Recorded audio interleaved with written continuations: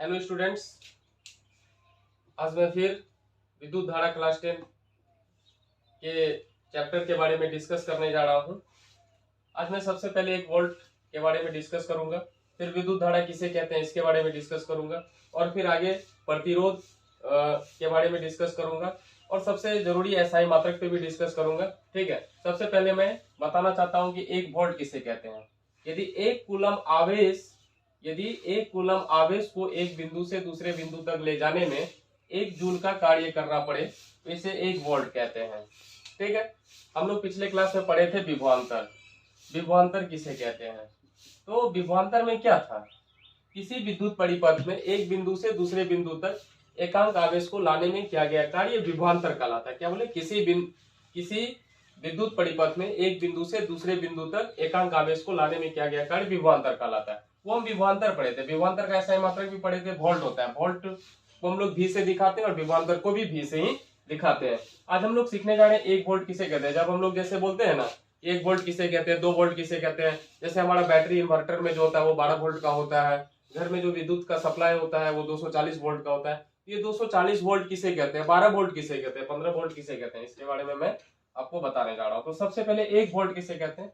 किसी ईयर क्या होता है, ये बिहार बोर्ड के एग्जाम में पूछ लेता है कि 1 वोल्ट की प्रबलता, 1 वोल्ट की परिभाषा दे। तो 1 वोल्ट का मतलब होता है कि 1 कूलम आवेश को, जैसे आप मान लीजिए यहाँ पे आपका एक कोई बिंदु ए है और यहाँ पे कोई बिंदु बी है। ये बिंदु ए से बी तक 1 कूलम आवेश को लाने में जो कार्य करना पड़ेगा, ठीक है, नहीं सॉरी, अगर किसी एक बिंदु ए से बी तक 1 कूलम आवेश को लाने में यदि 1 जूल का कार्य करना पड़ेगा तो उसे हम लोग 1 वोल्ट कहते हैं। क्या बोले? यदि बिंदु ए से बिंदु बी तक, ए से अगर बी तक 1 कूलम आवेश को लाने में यदि 1 जूल का कार्य करना पड़ेगा तो हम लोग उसे 1 वोल्ट कहते हैं। जैसे सबसे पहले 1 वोल्ट, आप सोचिए कि विभवांतर का फॉर्मूला होता है V बराबर W/Q। V बराबर W/Q। अब यहाँ पे 1 वोल्ट कब आ सकता है? 1 वोल्ट कब आ सकता है? आप सोचिए, 1 वोल्ट तब आ सकता है, अब जैसे विभवांतर का फॉर्मूला V बराबर W/Q लिखे, 1 वोल्ट आपका आंसर कब आ सकता है? जब ऊपर भी 1 हो और नीचे भी 1 हो। तो 1/1 का आंसर कितना आ जाएगा? 1 आ जाएगा। इसीलिए ये परिभाषा में भी लिखा हुआ है, यदि 1 कूलम आवेश को एक बिंदु से दूसरे बिंदु तक लाने में 1 जूल का कार्य करना पड़े तो उसे 1 वोल्ट कहते हैं। अब अगला टॉपिक है मेरा विद्युत धारा। ठीक, वो और विभवांतर का एसआई मात्रक क्या होता है? वोल्ट होता है, या फिर हम लोग भी लिखें या फिर इसको J⁻⁻1 लिखें, कोई दिक्कत नहीं। जे कहां से आया? कार्य का एसआई मात्रक जूल और आवेश का एसआई मात्रक कूलम, ऊपर जाएगा कूलम माइनस लग जाएगा। अब अगला है विद्युत धारा। विद्युत धारा किसे कहते हैं? सबसे पहले आप देखेंगे कि किसी सुचालक जैसे तार, ठीक है, ये एक सुचालक है क्योंकि इससे विद्युत धारा का प्रवाह होता है। अब कोई सुचालक ले लीजिए, सुचालक से क्या होती है? विद्युत धारा का प्रवाह होता है। लेकिन विद्युत धारा का प्रवाह तब होता है जब हम उसको किसी युक्ति से जोड़ते हैं। जैसे हम मान लीजिए बैटरी से जोड़ दिए, बैटरी एक विभवांतर की तरह काम करने लगता है, विभवांतर उत्पन्न होता है जिसके कारण यहाँ से आवेश का प्रवाह होने लगता है, और वही आवेश के प्रवाह के कारण उसमें क्या उत्पन्न होता है? विद्युत धारा का उत्पन्न होता है। आवेश के प्रवाह के कारण जो है, आवेश जब प्रवाह करता है, ठीक है, तो आवेश के प्रवाह के कारण उसमें विद्युत धारा उत्पन्न होता है। लेकिन आवेश के प्रवाह की दर को उत्पन्न तो हुआ, जैसे मान लीजिए अगर आवेश बहेगा ही नहीं, जैसे मान लीजिए ये मेरा तार है, इतना मोटा तार है, अब इससे अगर आवेश आगे बढ़े ही नहीं तो डेट मीन्स है कि विद्युत धारा का प्रवाह नहीं होगा। जब आवेश का प्रवाह होता है तो आवेश के प्रवाह के कारण उसमें विद्युत धारा उत्पन्न होता है। तो वही बस लिखा हुआ, आप सिंपल सोचिए विद्युत धारा किसे कहते हैं, आपको रटने का कोई जरूरत नहीं, आवेश से समझिए। आवेश के प्रवाह के कारण विद्युत धारा उत्पन्न होता है और आवेश की प्रवाह की दर को क्या कहते हैं हम लोग? विद्युत धारा कहते हैं। बस वही लिखा हुआ। इसी सुचालक से प्रति एकांक समय, आप सोचिएगा सर प्रति एकांक समय क्या है? प्रति एकांक समय का मतलब कुछ समय में आपको देखना पड़ेगा ये आपका, जैसे मान लीजिए 1 सेकंड में कितना विद्युत धारा बाद, फिर आपको देखना पड़ेगा, जैसे मान लीजिए कभी 1 सेकंड में 2 कूलम आवेश बहा, कभी 1 सेकंड में मान लीजिए 5 कूलम आवेश बहा। वही प्रति एकांक समय, आपको समय के साथ देखना है कि कितना कूलम आवेश का प्रवाह हो रहा है। समय के साथ जितना ज्यादा कूलम का आवेश का प्रवाह होगा, ठीक है, उतना ज्यादा विद्युत धारा का मान होगा। किसी सुचालक से प्रति एकांक समय में आवेश के प्रवाह की परिणाम को विद्युत धारा या विद्युत धारा की प्रबलता भी कहते हैं। देखिए ये ना विद्युत धारा की प्रबलता में ज्यादा अच्छा रहेगा, विद्युत धारा की प्रबलता कहते हैं, विद्युत धारा की प्रबलता, विद्युत धारा की प्रबलता कहते हैं। आपको पिछले साल 2020 में पूछा था विद्युत धारा की प्रबलता की परिभाषा दें, तो विद्युत धारा की प्रबलता का परिभाषा क्या हो गया, किसी सुचालक से प्रति एकांक समय में आवेश के प्रवाह के परिणाम को क्या कहते हैं, विद्युत धारा की प्रबलता कहते हैं। और विद्युत धारा की प्रबलता निकालने के लिए हम लोग क्या करेंगे, विद्युत धारा का फॉर्मूला लगाएंगे। विद्युत धारा का फॉर्मूला क्या होता है, आई बराबर क्यू बाई टी। अब बोलिएगा सर विद्युत धारा की प्रबलता और विद्युत धारा में कोई फर्क है? देखिए, जब आपको विद्युत धारा बोलना रहे, बस आप सिंपल बोलिए आवेश के प्रवाह की दर को क्या कहते हैं, विद्युत धारा कहते हैं। आवेश के प्रवाह की दर को विद्युत धारा, लेकिन आवेश के प्रवाह की दर को तो विद्युत धारा कहते हैं, लेकिन विद्युत धारा की प्रबलता, विद्युत धारा की प्रबलता अगर आपसे पूछे कि विद्युत धारा की प्रबलता कैसे हुई, आप सोचिए विद्युत धारा की प्रबलता का मतलब आपका समय अगर 1 सेकंड ले, यहाँ पे 1 सेकंड में अगर 2 कूलम आवेश का प्रवाह हुआ और यहाँ पे 1 सेकंड में 5 कूलम आवेश का प्रवाह हुआ, तो सिंपल सा बात है कि यहाँ पे जो विद्युत धारा का मान होगा, विद्युत धारा की प्रबलता का मान होगा वो ज्यादा होगा। इसीलिए क्योंकि यहाँ पर 1 सेकंड में 5 कूलम बढ़ा, यहाँ पर 1 सेकंड में 2 कूलम बढ़ा। कितना कूलम, 2 कूलम। तो ये विद्युत धारा की प्रबलता को दिखा रहा है कि आपका एकांक समय में, यदि आप कोई एक समय ले लिए उसमें जिसमें जितना ज्यादा कूलम आवेश का प्रवाह होगा उसका प्रबलता उतना ही ज्यादा होगा। तो विद्युत धारा की प्रबलता से आप समझिए। और विद्युत धारा क्या होता है, विद्युत धारा बहुत सिंपल है। देखिए विद्युत धारा क्या होता है, आवेश की प्रवाह, आवेश की प्रवाह की दर। विद्युत धारा क्या होता है, आवेश की प्रवाह की दर को विद्युत धारा कहते हैं। लेकिन एग्जाम में पूछा गया क्वेश्चन विद्युत धारा की प्रबलता, तो विद्युत धारा की प्रबलता का मतलब आपको बस वहां पे क्या करना है, आवेश की प्रवाह की दर एकांक समय लगा देना है, बस हो गया, आपका विद्युत धारा का प्रबलता निकल जाएगा। और इसका विद्युत धारा का फॉर्मूला होता है आई बराबर क्यू बाई टी। आई का मतलब विद्युत धारा, टी का मतलब समय, समय को हमेशा सेकंड में लेना है, और क्यू का मतलब आवेश। तो आई बराबर क्या होता है, क्यू बाई टी होता है। तो आई का आई मतलब क्या होता है, विद्युत धारा अभी तुरंत बताए थे, यहाँ भी फिर से एक बार लिख देते हैं। आई मतलब विद्युत धारा, और विद्युत धारा का एसआई मात्रक एम्पियर। विद्युत धारा और विद्युत धारा का एसआई मात्रक क्या होता है, एम्पियर होता है। विद्युत धारा का एसआई मात्रक, एसआई मात्रक क्या होता है, एसआई मात्रक एम्पियर, जिसको हम लोग ए से दिखाते हैं। पढ़ते क्या है इसको, एम्पियर। दिखाते किससे हैं, ए से हैं। ठीक है, तो आई बराबर क्या लिखे, क्यू बाई टी लिखे, कोई दिक्कत? तो आई का ऐसा, आई मतलब हो गया विद्युत धारा, और विद्युत धारा का एसआई मात्रक एम्पियर। तो क्यू का, अब देखिए, या तो हम डायरेक्ट बोलते विद्युत धारा का एसआई मात्रक एम्पियर है, या नहीं तो इसका दूसरा एसआई मात्रक होता है। क्या एसआई मात्रक, क्यू का, क्यू मतलब आवेश, आवेश का एसआई मात्रक कूलम, और यहाँ पे एक लिखे, ठीक है, आवेश का एसआई मात्रक कूलम, ठीक, और टी मतलब समय, समय का एसआई मात्रक सेकेंड। यानी एम्पियर को हम लोग क्या बोल सकते हैं, ये एस ऊपर जाएगा, कूलम पर सेकेंड। यानी हम लोगों को विद्युत धारा का एसआई मात्रक या तो एम्पियर बोलना है, या क्या बोलना है, कूलम पर सेकेंड बोलना है। अभी क्वेश्चन आता है कि 1 एम्पियर किसे कहते हैं। अगर आपसे पूछा जाए कि 1 एम्पियर किसे कहते हैं, तो आप यहीं पे देखिए, थोड़ा सा हम यहाँ पे कुछ काम करते हैं।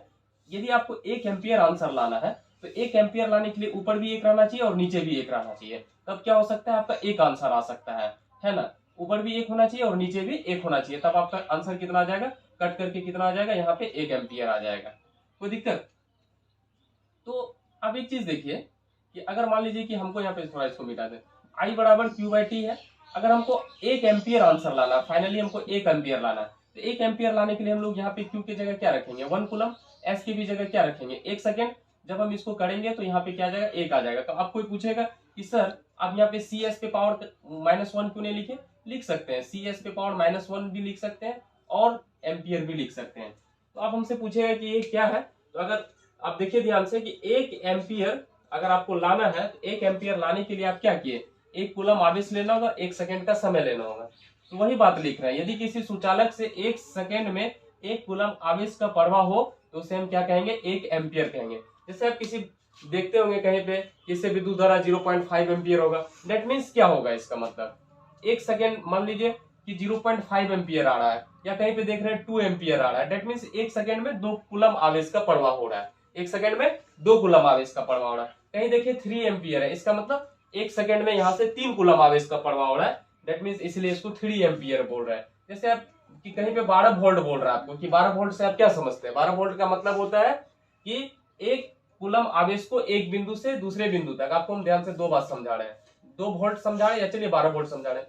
12 वोल्ट और 2 कूलम के 2 एम्पियर के बारे में थोड़ा डिस्कस करते हैं, थोड़ा समझते हैं क्या होता है। आप जो घर में देखते हैं 240 वोल्ट, 12 वोल्ट, अगर एक बिंदु से दूसरे बिंदु तक 1 कूलम आवेश को ले जाने में 12 जूल का काम करना पड़े तो उसको 12 वोल्ट कहते हैं। 240 वोल्ट का मतलब एक कूलम आवेश को एक बिंदु से दूसरे बिंदु तक ले जाने में 240 जूल का काम करना पड़े तो 240 वोल्ट। 2 एम्पियर का मतलब क्या हो, इसमें देखिए वोल्ट जब भी है तो आवेश को ले जाने में जो काम करना पड़ेगा उसको वोल्ट कहते हैं, और एम्पियर का मतलब क्या होता है कि एक बिंदु से दूसरे बिंदु तक वो जो लेकर गया ना उसमें जो समय लगा ना उसी को हम लोग क्या कहते हैं, एम्पियर कहते हैं। एम्पियर में क्या होता है कि जैसे देखिए यहां से यहां तक जो आवेश आया, आने में जो काम करना पड़ा उसको हम लोग वोल्ट कहते हैं, और यहां से यहां तक आवेश को आने में जो समय लगेगा, ठीक है, यहां से यहां तक आने में जो समय लगा और उसमें जो जितना कूलम का आवेश पड़वा हुआ उसी को हम लोग क्या कहते हैं, एम्पियर कहते हैं। फिर एक बार हम आपको डिस्कस करके बता देते हैं। जैसे ये मेरा बिंदु ए है, ये मेरा बिंदु बी है, ठीक है, ये बिंदु ए और बिंदु बी। इस बिंदु से इस बिंदु तक आवेश को लाने में जितना काम करना पड़ेगा उसको हम लोग वोल्ट कहते हैं। जैसे मान लीजिए यहां से एक कूलम आवेश को यहां तक लाने में यदि 12 जूल का काम करना पड़े, दैट मीन्स ये 12 वोल्ट होगा, ठीक है। और यहां से एक कूलम को यहां तक लाने में अगर 240 जूल का काम करना पड़े तो 240 वोल्ट होगा। लेकिन अब बात आता है कि एम्पियर किसको कहते हैं, तो यही एक कूलम आवेश को यहां से चल करके यहां तक आने में जो समय लगा होगा ना, ठीक है, उसी के अनुपात को हम लोग क्या कहते हैं, एम्पियर कहते हैं। यहां से एक कूलम आवेश को आने में जितना समय लग जाए, मान लीजिए एक कूलम आवेश अगर 1 सेकेंड में पहुंच जाए दैट मीन्स 1 एम्पियर होगा। एक कूलम आवेश मान लीजिए एक कूलम आवेश से 2 सेकेंड लगा दे तो 1/2 कर दीजिए आप, मतलब 0.5 एम्पियर हो जाएगा। अगर एक कूलम आवेश को यहां तक आने में यदि अगर 3 सेकेंड लग जाए तो 0.33 एम्पियर हो जाएगा। यानी आप समझ गए होंगे एम्पियर और वोल्टेज क्या होता है, ठीक है, कोई दिक्कत नहीं। 1 एम्पियर आप समझ गए। यदि एक कूलम आवेश को एक बिंदु से एक कूलम आवेश को 1 सेकेंड में पढ़वा किया जाए तो हम लोग उसको 1 एम्पियर कहेंगे। अब आता है विद्युत धारा को हम लोग एमीटर से मापते हैं। आपका बहुत इंपॉर्टेंट क्वेश्चन है बिहार बोर्ड के लिए, विद्युत धारा को एमीटर से नापते हैं, और ये भी इंपॉर्टेंट जो श्रेणी क्रम में जुड़ा रहता है, ठीक है। और इसका प्रतिरोध क्या होता है, निम्न या छोटा होता है। पूछेगा आपसे एमीटर का प्रतिरोध क्या होता है, निम्न, वोल्टमीटर का प्रतिरोध क्या होता है, उच्च, कोई तकलीफ, ठीक है। अब आपसे ये भी पूछेगा कि ये किस क्रम में जुड़ा रहता है, ये जुड़ा रहता है श्रेणी क्रम में। तो बिहार बोर्ड के लिए क्वेश्चन देखिए, 1 एम्पियर किसे कहते हैं पूछ सकता है, ये तो बहुत इंपॉर्टेंट, आप इसको रट लीजिए, इसका जो एसआई मात्रक है, कोई तकलीफ। अब यहाँ से 1 एम्पियर पूछ सकता है, विद्युत धारा किससे मापते हैं ये पूछ सकता है, ये किस क्रम में जुड़ा रहता है ये पूछता है, इसमें जुड़ा हुआ प्रतिरोध क्या होता है छोटा बड़ा ये पूछता है। अब देखिए हम लोग को अगला चीज पढ़ना प्रतिरोध। प्रतिरोध क्या होता है, प्रतिरोध वह गुण है जो किसी चालक में प्रभावित विद्युत धारा में अवरोध उत्पन्न करता है। जैसे हम मान लीजिए जैसे ये मार्कर को लिए, अब ये मार्कर लिए, जैसे इस मार्कर से विद्युत धारा को प्रवाह करेंगे ना, तो जैसे मान लीजिए यहाँ से ऐसे करके इसमें तार जोड़ दिए, इसके इस ढक्कन वाले सिरे से यहाँ पे क्या क्या कर दिए, तार जोड़ दिए, कोई वायर को लाए और इसमें कनेक्ट कर दिया और इससे बिजली को प्रवाह कर रहा है। अब मान के चलिए कि इसमें बिजली प्रवाह हो रही है, तो बिजली प्रवाह होते वक्त बिजली प्रवाह जब होगी तो वहां पे क्या होता है, अवरोध उत्पन्न होता है, बिजली प्रवाह होने में दिक्कत होती है। जैसे आप यहाँ पर समझिए, जैसे ये मान लीजिए मेरा ये वायर है, ये मेरा क्या है, ये मेरा वायर है। अब इस वायर से जब हम विद्युत धारा को प्रवाह करेंगे तो विद्युत धारा का प्रवाह कहां से कहां होता है, आप लोग पहले सोचिए। विद्युत धारा का प्रवाह धन से ऋण होता है। विद्युत धारा किधर से किधर बहेगी, आप लोगों को स्क्रीनशॉट लेना है तो ले लीजिए, ठीक है। अब यहां से क्या है, विद्युत धारा का प्रवाह देखिए, विद्युत धारा का प्रवाह हमेशा प्लस से माइनस की तरफ होता है, ठीक है। विद्युत धारा का प्रवाह प्लस से माइनस टर्मिनल की तरफ होता है, प्लस से माइनस की ओर हमेशा विद्युत धारा बहती है, कोई तकलीफ नहीं है। विद्युत धारा का प्रवाह इस प्लस से माइनस टर्मिनल, जब यहां से विद्युत धारा प्रवाह होती है, जब विद्युत धारा प्रवाह होगी इस प्लस टर्मिनल से माइनस टर्मिनल की ओर, तो विद्युत धारा जब प्रवाह होगी तो उसमें एक अवरोध उत्पन्न होगा, उसको रोका जाएगा, नहीं बहने दिया जाएगा, ठीक है। तो हम लोग उसी गुण को क्या कहते हैं, जो नहीं बहने देने वाला गुण है, उसी गुण को क्या कहते हैं, प्रतिरोध कहते हैं। फिर से हम एक बार आपको रिपीट करते हैं, ये धन टर्मिनल से जब विद्युत धारा ऋण टर्मिनल की ओर जाएगी तो इस विद्युत धारा को रास्ते में क्या होगा, रुकावट उत्पन्न होगा, इसी रुकावट उत्पन्न करने वाले गुण को प्रतिरोध कहते हैं।